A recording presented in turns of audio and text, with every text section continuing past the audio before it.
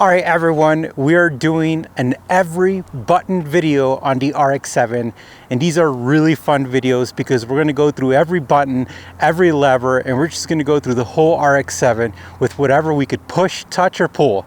All right, so our RX-7 key does not have a key fob, so we can't press anything, but the door is really cool. So walk over with us so you can see that. All right, if you look at the door handle, it's embedded almost on the window, and of course you put your key in. You turn it and then you open the door like this and the door opens.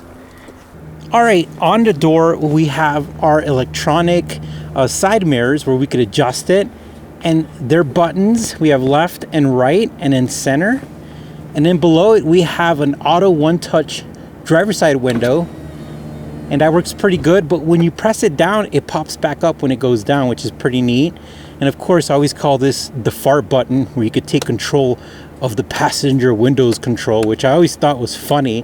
If you see new cars, I'm not sure if they have that, but I've never known why this is there. I don't know, maybe for children.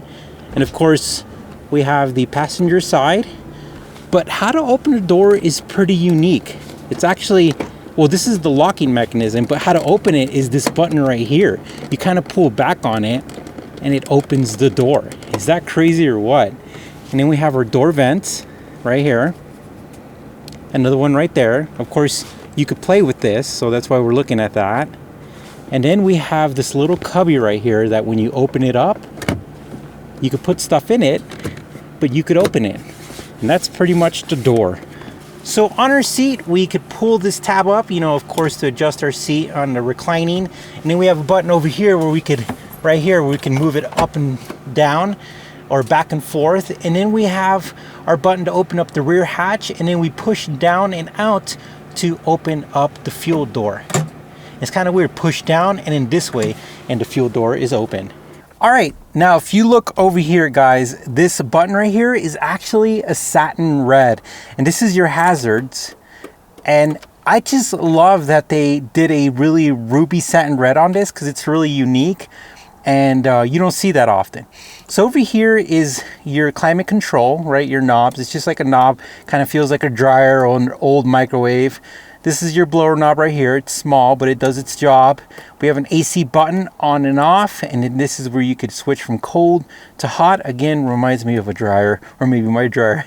And this is the circulation button. And we have the dimmer for the lights, and you could dim it by going down and then up. And then this is where the OEM radio sat, and of course I have an aftermarket radio, so that really doesn't pertain to us right now. We have our vents, regular style vents. We move up and down. We move up and down with the vents. And then we come down here and we have right here in our armrest, we actually have a lot of cool stuff here. We have a defrost button. I'm assuming that's defrost. You guys let me know if I'm wrong about that. Our security blinking thing, it's not a button, but it looks like it. And our overheat exhaust section system. And that's whenever it starts getting too hot in the cabin. That's like kind of an RX-7 thing. And here we have this kind of cubby for, looks like an ashtray. It goes up and goes down. And then as we move forward, we have our glove box. We're gonna press our glove box right here.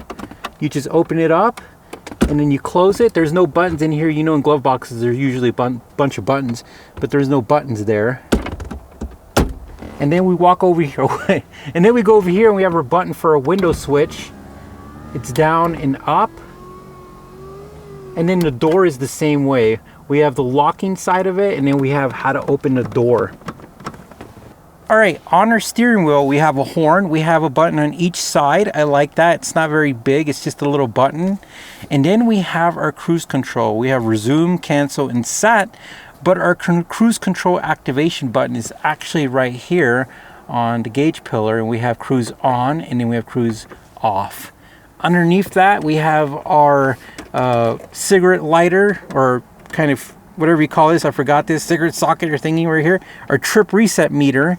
And then our very classic, nothing fancy windshield wiper system. Literally works like every other system you could think of. Nothing crazy, nothing intricate. And then the same thing goes with our blinker system. So we're gonna walk over to show you this side. And over here we have our blinker, nothing crazy. We have left, we have right, And in our high beams, we have this button right here, which is kind of the coolest button because this is the auto pop-up button. So it just opens up the lights no matter what. And here we go. You guys ready? Boop. And then they go back down.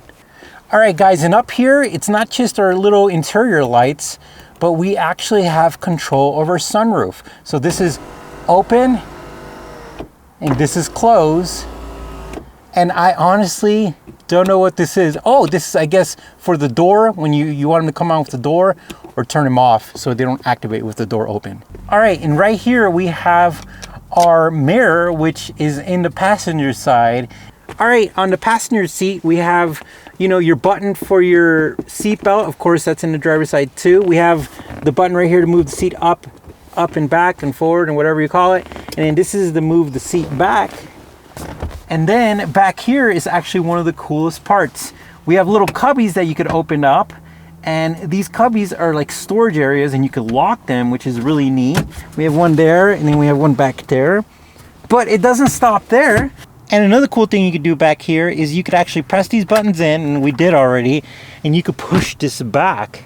And this gives you extra storage space, which is really cool. So, oh, it looks like this whole thing comes out. All right, with the rear hatch, you actually have to put your fingers underneath it. It's kind of tricky. And then you pull up and the rear hatch opens, which is really neat. And back here, we have some interesting stuff. We have some little compartments, so let's show them to you. We have a compartment with some tools back here, right there. Put that back. And then we have a compartment right here with the jack. Let's put that back. And then this actually, you know, since it's on a sort of a lever bracket thing, you could take this on and off by the hooks up here if you want to, which is pretty neat. And then as far as these things that say open, I'm assuming you could change out your tail lights, which we're not going to open them. And then I'm not sure what this is. I've never really messed with it, so we're not going to say that that's anything you can mess with. And in order to open up the hood, you press this lever right there and it opens the hood. And then to open the hood, you just put your fingers underneath here. It's another lever right there. And you open it up and the hood is open. And of course you have your hood prop that you could put right there. And wha-bam. And that's it, guys. I know I always miss one button. It's funny because one of you guys are always pointing out, like, there was a button underneath the seat, underneath the carpet, in a hidden James Bond type of area.